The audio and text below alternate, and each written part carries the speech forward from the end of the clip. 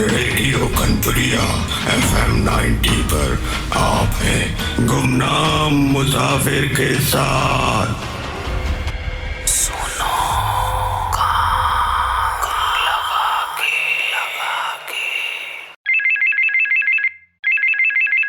सुबह के अचानक 5 बजे मेरा फ़ोन घनघना उठा। इतनी सुबह किसका फ़ोन आ गया? मेरे हेलो कहते ही दूसरी ओर से चित परिचित आवाज़ आई। अमित भैया गुड मॉर्निंग, मैं सुहानी बोल रही हूँ, अजय की बहन। पहचाना? आवाज़ में अजीब सी घबराहट थी। गुड मॉर्निंग सुहानी। एक भाई कैसे नहीं पहचानेगा अपनी छोटी बहन को? शहर में नहीं हूँ इसका मतलब ये नहीं कि रिश्ता भूल गया, लेकिन इतनी सुबह सुबह सब कुशल मंगल तो है ना? और तुम काफ़ी घबराई हुई लग रही हो, क्या हुआ? सब ठीक है ना? भैया वो अजय भैया के ऑफिस से फ़ोन आया था। वो अचानक अपने मणिपुर वाले सरकारी बंगले से गायब हैं। 2 दिन हो चुके हैं। उनका कुछ पता नहीं लग रहा है। उनको लगा कि वो घर चले गए, इसलिए यहाँ पता किया। बहुत डर गई हूँ। वो तो शुक्र है कि फ़ोन मैंने सुना, वरना घर में तो आप तो जानते हैं कि बाबूजी हार्ट पेशेंट हैं।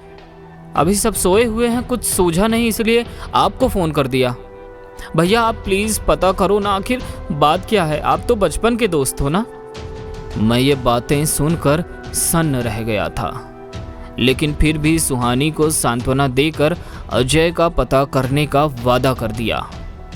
जानता था कि अजय बहुत ही सुलझा हुआ इंसान है, मतलब ज़रूर कुछ गड़बड़ है, वरना वो यूं ही गायब नहीं हो सकता।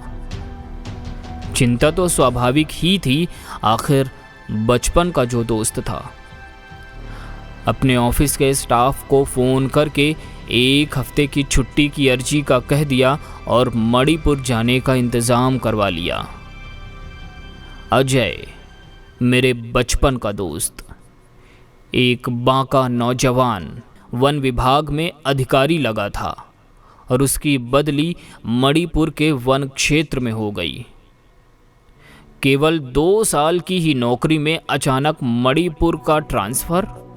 खैर, सरकारी कर्मचारी को तो वैसे बहुत सारी सुविधाएं होती हैं, लेकिन एक बड़ी दुविधा होती है, कभी भी कहीं भी तबादला हो जाता है। जुम्मा 2 ही बरस पहले की बात थी, जब अजय की वन विभाग में नौकरी लगी थी। सभी घर परिवार में खुशियां छाई हुई थी। नातेदार, रिश्तेदार उसके लिए अपनी अपनी पहचान की लड़कियों के रिश्ते बुझाने में लगे थे। बहरहाल अजय ने किसी तरह अपनी माँ को अभी 2-3 साल शादी ना करने के लिए मना लिया था। अजय का कानपुर से तबादला मणिपुर के घने वन क्षेत्र में हो गया था। मणिपुर बेहद ही मनोरम स्थान है और वहाँ की प्राकृतिक सुंदरता के तो क्या कहने। हरे भरे जंगल, नाना प्रकार की वनस्पतियों से भरे, अद्भुत छटा बिखेरते झरने और भोले भाले सीधे लोग। अजय को सरकारी बंगला मिला था रहने को, जो देखने में बेहद खूबसूरत था, और उसके ठीक पीछे थी एक मनोरम झील। बंगले की देख रेख के लिए माहिम काका थे, जो चौकीदार भी थे और खानसामा भी, और कभी कभी ज़रूरत पड़े तो ड्राइवर, मतलब कुल मिलाकर मल्टीटास्क स्टाफ, जो अक्सर सरकारी महकमों में होता है, खासकर चतुर्थ श्रेणी में। सुहानी की बातों से मुझे भी कुछ परेशानी तो हुई, मगर इतना ज़रूर था कि अजय जहाँ भी होगा सुरक्षित ही होगा।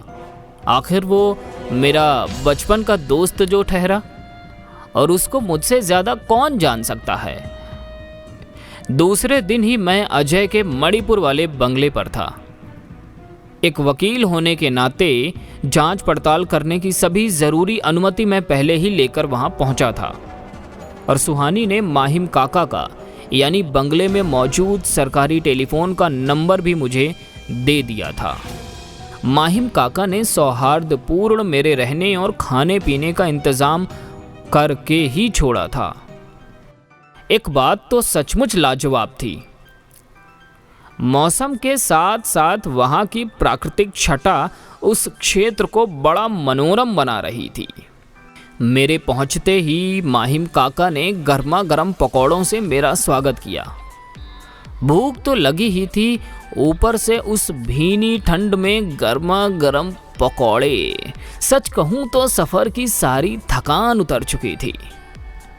माहिम काका से आसपास के क्षेत्र का जायजा लिया और बंगला दिखाने को बोला जहां पर अजय रह रहा था। पाश्चात्य वास्तुकला का एक बेजोड़ नमूना था वो बंगला। वास्तव में बहुत खूबसूरत था और उसके पीछे की झील तो सचमुच बेहद शानदार लग रही थी। दूर से देखने पर तो यूं लगता मानो बंगला झील पर ही तैर रहा हो।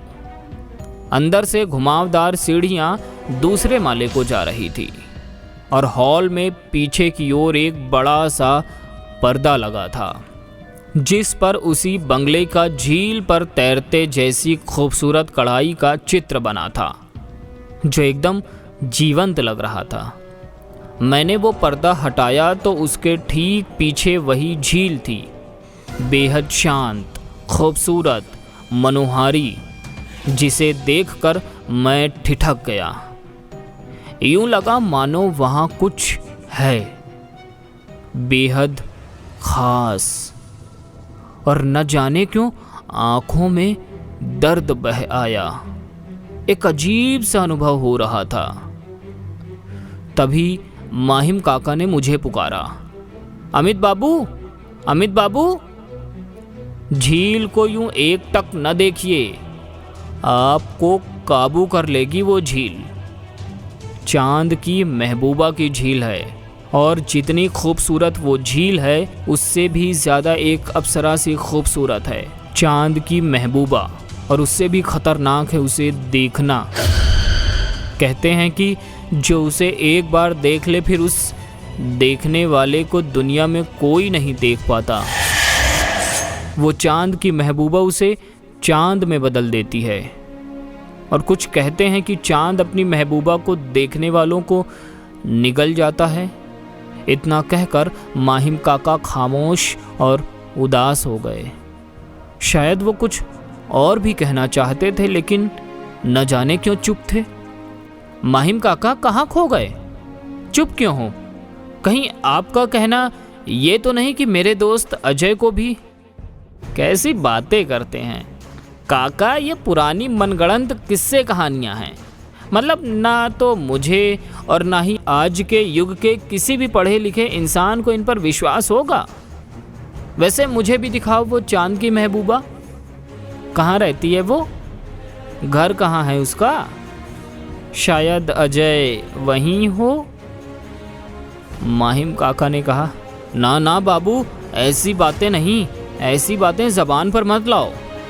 दुआ करिए कि अजय बाबू सकुशल हों जहाँ भी हों, मगर वहाँ नहीं जहाँ आप बोल रहे हैं। माहिम काका के चेहरे पर पसीने की बूंदें उनके लाख छुपाने पर भी नहीं छुप सकी, और मैंने पूछ ही लिया, काका सच बताओ बात क्या है? कहीं कुछ गड़बड़ तो नहीं है ना? तुम्हें पता है कि अजय कहाँ है?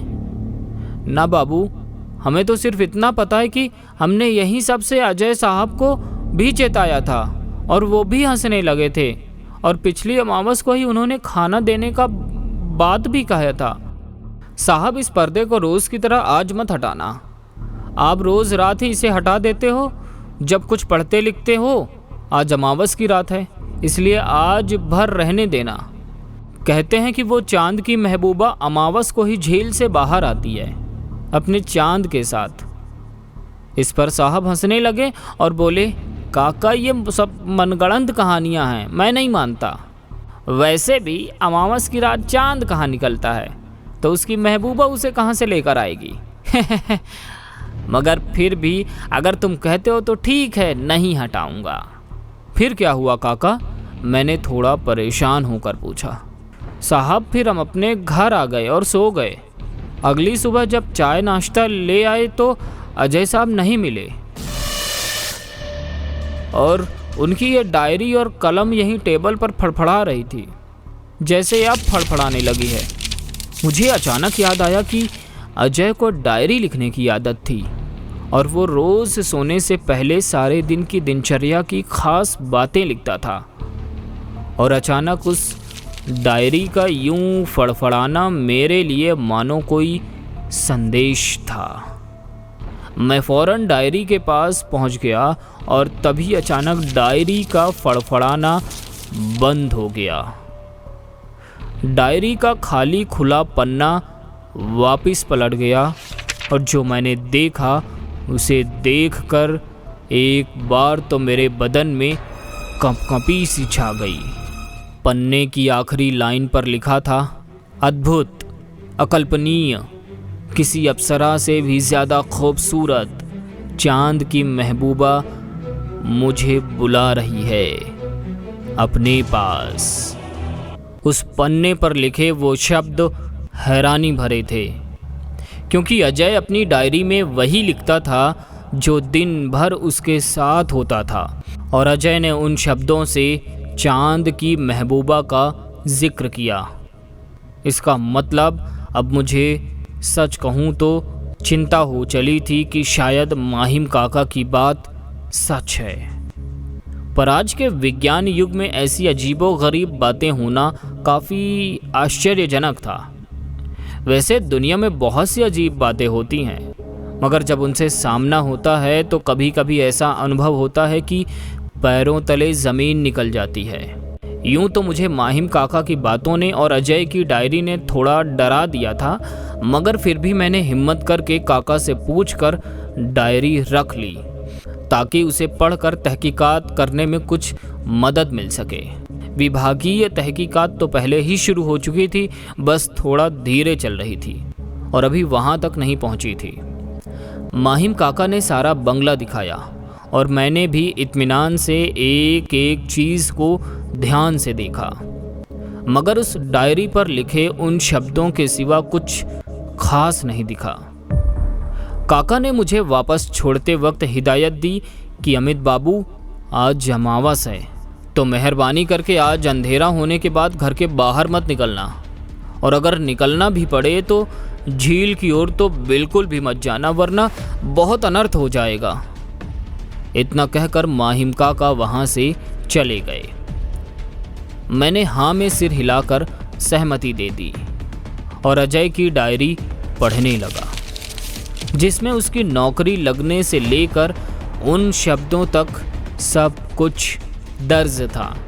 मगर सबसे हैरान करने वाला कुछ दर्ज था तो वो थे उसके आखिरी 2 पन्ने। मेरी डायरी, अजय, आज अमावस की रात है और माहिम काका ने मुझे मना कर दिया कि आज की रात किसी भी कीमत पर झील की ओर खुलने वाली खिड़की का पर्दा नहीं हटाना और ना ही बाहर जाना। बड़ी अजीब बात थी। खैर, मुझे इन बातों पर रत्ती भर भी भरोसा नहीं है। रात के 12 बजने वाले हैं और मैं खिड़की का पर्दा हटाने जा रहा हूँ। देखते हैं कैसी है चांद की महबूबा और क्या करती है मेरे साथ। मैंने पर्दा हटा दिया, पर सामने झील तो है पर दिख कुछ भी नहीं रहा। अमावस जो है, काफ़ी अंधेरा है, पर कहीं कहीं जंगल जुगनुओं की चमक दिख जाती है और कहीं न कहीं दूर कहीं से आती रोशनी की बेहद हल्की छटा।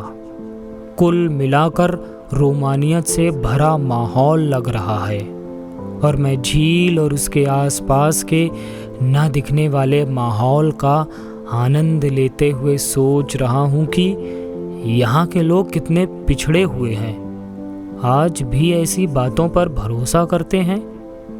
थोड़ा आलस सा हो रहा है, कॉफ़ी बना लेता हूँ।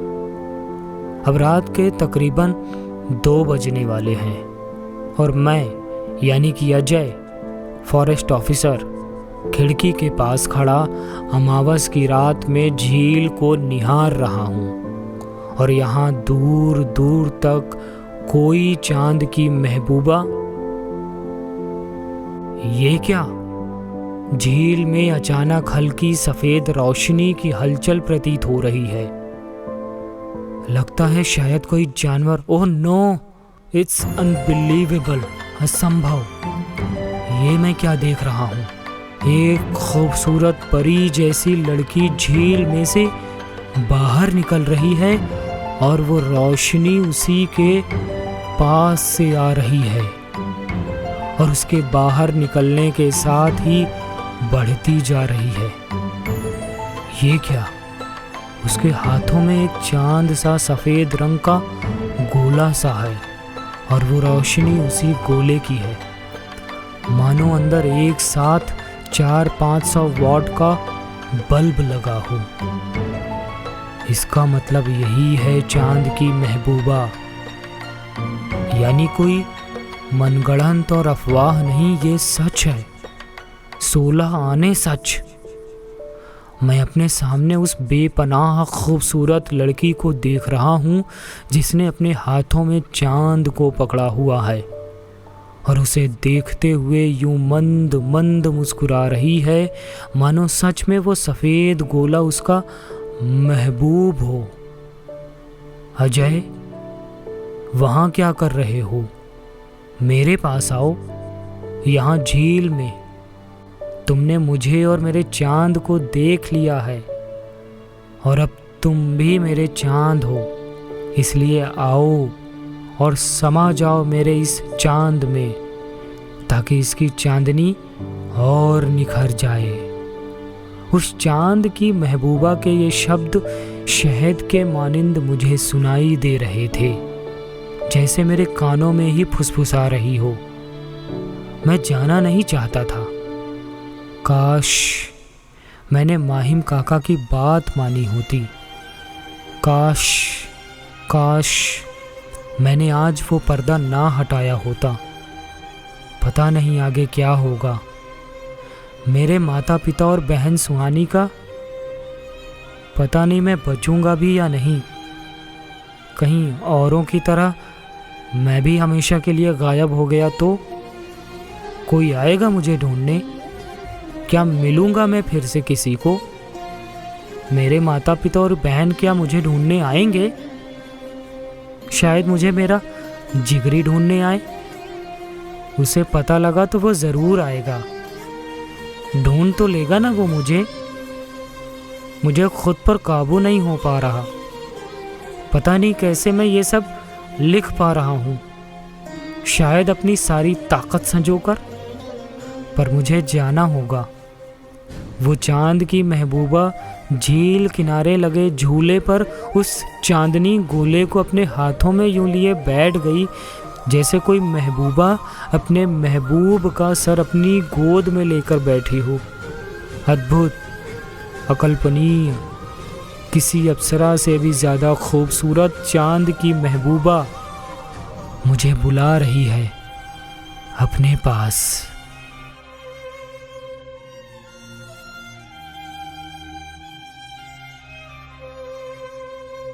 अजय की डायरी पर वो आखिरी शब्द थे। एक बार तो मैं पढ़ते पढ़ते स्तब्ध हो गया था। क्या वो सब सच था? संभव था ऐसा होना जैसा अजय ने लिखा था? मुझे बहुत चिंता हो रही थी, क्योंकि अजय बहुत ही सुलझा हुआ शख्स था और अगर उसने अपनी डायरी में ये सब लिखा तो इसका मतलब साफ था कि चांद की महबूबा और उसकी कहानी अफवाह नहीं थी। अब मेरे पास 2 रास्ते थे। पहला कि मैं अजय की डायरी लेकर वापस चला जाऊं और दूसरा अजय को ढूंढने की कोशिश करूं और अपनी जान चांद की महबूबा के हवाले यानी कि खतरे में डाल दूं।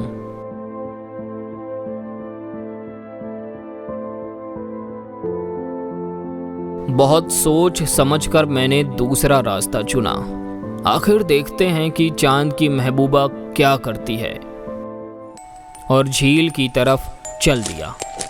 काफ़ी अंधेरा था, इसलिए संभल कर झील के इतना पास तक चला गया जिससे झील में हुई हर छोटी से छोटी हरकत मुझे दिखाई या सुनाई दे सके।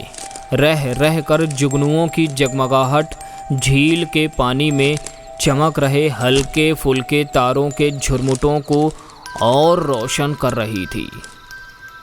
मैं एक बड़े से दरख्त के पीछे छुपकर इंतज़ार करने लगा। तकरीबन आधी रात हो चली थी और मुझे नींद भी आने लगी थी। आखिर कब तक इंतज़ार करता। अचानक हवा में अजीब सी ठंडक महसूस हुई और मेरे रोम रोम खड़े हो गए। सिहरन सी दौड़ गई मेरे शरीर में। अभी खुद को संभाल पाता कि मुझे झील के पानी की रोशनी बढ़ती हुई दिखाई दी, ठीक वैसा जैसा अजय की डायरी में लिखा था।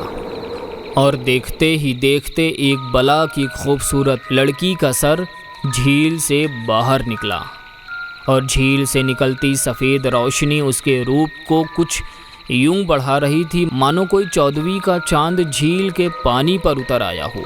यकीनन वही थी वो बदनाम और ख़तरनाक चांद की महबूबा, जो अब धीरे धीरे झील से लगभग पूरी बाहर आ चुकी थी।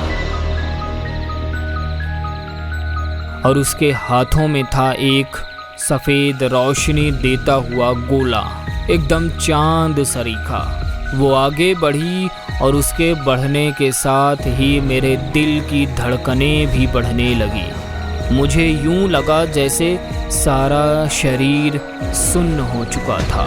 काटो तो खून नहीं, नोचो तो खाल नहीं। पर शायद उसने मुझे देखा नहीं था और ये उस बड़े दरख्त के पीछे छुपा होने का कारण था। शायद धीरे धीरे सधी हुई चाल से चलकर वो झील से बाहर आ चुकी थी और किनारे पड़े एक झूले पर ठीक उसी तरह बैठ गई जैसा अजय ने बताया था।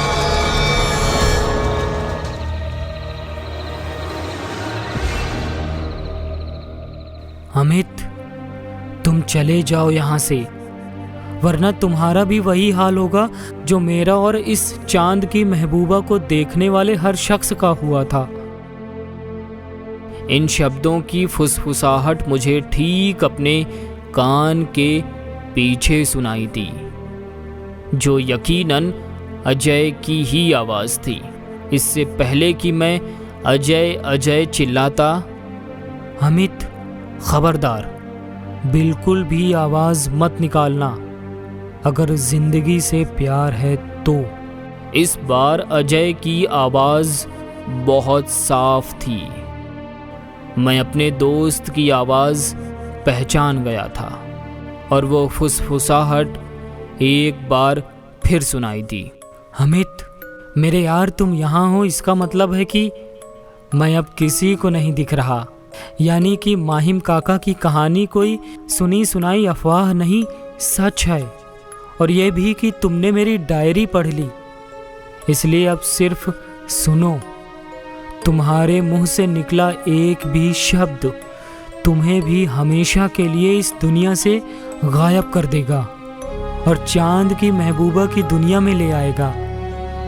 मेरे यार, सब कुछ सच है जो तुम देख या सुन रहे हो, सब कुछ सच है। वो झील किनारे झूले पर हथेली में चांद लिए बैठी खूबसूरत बला ही है चांद की महबूबा। वो जिसको भी खुद को देखते हुए देख लेती है, उसको अपने साथ झील की गहराइयों में लेकर चली जाती है और वहाँ उसे उस रोशनी वाले गोले में समाहित कर देती है।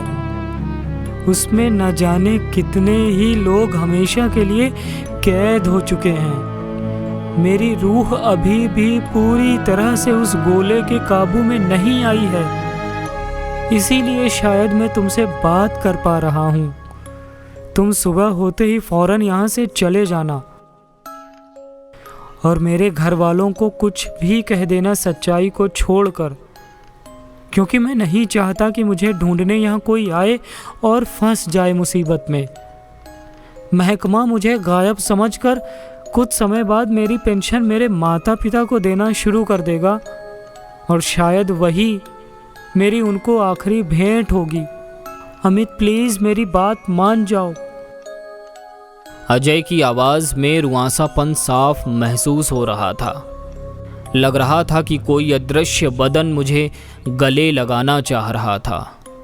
दरख्त के पीछे छुपा मैं बुरी तरह से घबरा गया था और डर और घबराहट के कारण पसीने से तरबतर हो चुका था। वहीं जहां कुछ समय पहले ठंड से रोम रोम खड़े थे, गले लगते ही अदृश्य बदन से मुझे अजय के होने का आभास हुआ और सब कुछ भूल कर मैंने भी अदृश्य एहसास को कस कर गले लगा लिया और बिना चाहे ही मेरे आंसू ने मेरी आंखों को भर दिया। वहीं कांधे पर भी गीलापन महसूस हुआ और अदृश्य अजय के सुबकने और गले लगने की गर्माहट के साथ साथ आंसुओं की नमी भी महसूस हो रही थी। मुझे सूझ ही नहीं रहा था, बस जोर जोर से रोने और चिल्लाने को दिल कर रहा था, मगर अजय की हिदायतें याद कर अपनी आवाज़ को गले में ही दफन कर रहा था। अजय का अदृश्य एहसास धीरे से अलग हुआ और मेरे हाथों को अपने हाथों से पकड़ा और मैंने खींच कर एक बार फिर अपने यार को गले लगा लिया।